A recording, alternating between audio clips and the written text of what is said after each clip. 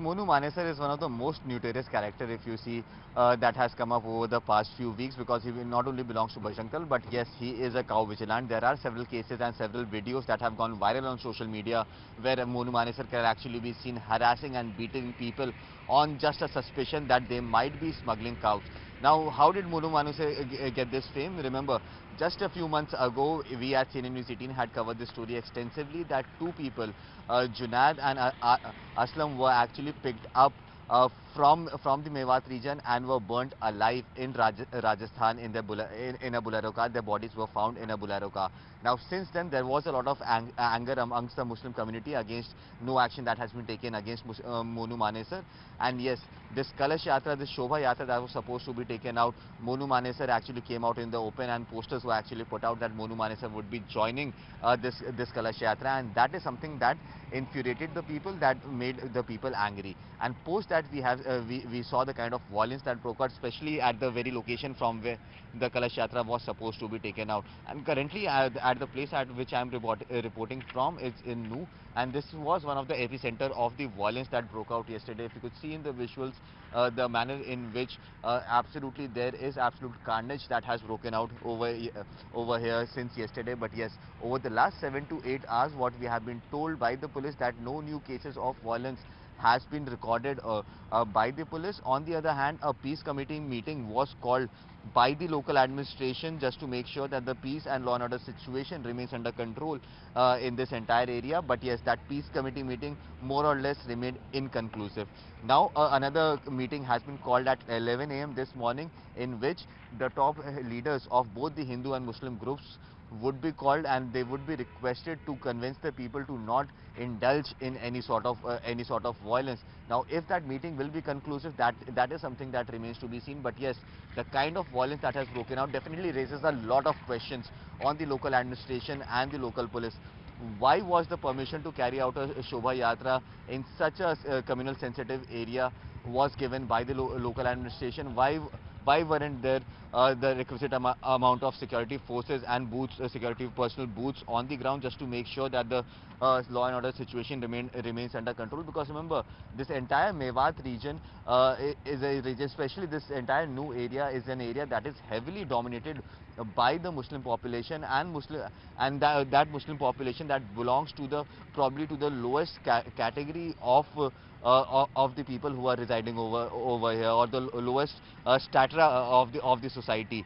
So yes, why was something like this being allowed to carry out over here? And if at all the permission was given, why weren't the requisite safety measures put in place? These are some of the biggest questions, and that is the reason why we are seeing such massive carnage that has happened across the Nuh district. Section 144 has been imposed not only in Nuh but also in Gurugram as well, because remember, the violence that started from Nuh, the fire of those violence reached to Sona, which is just a few kilometers away from this very location from where I am reporting. So yes, the situation definitely spiraled out of hand very quickly. In fact, media personals and senior members of the VHP were also stuck in that temple, the very temple in which from where the entire incident began, and hence police was not able to stop any of this violence. In fact, what is very ironical that 3 police officials in fact lost their lives due to violence that broke out, and because they were shot at by the locals who were protesting, in fact by the rioters who were protesting. So how did these people get their hands on weapons?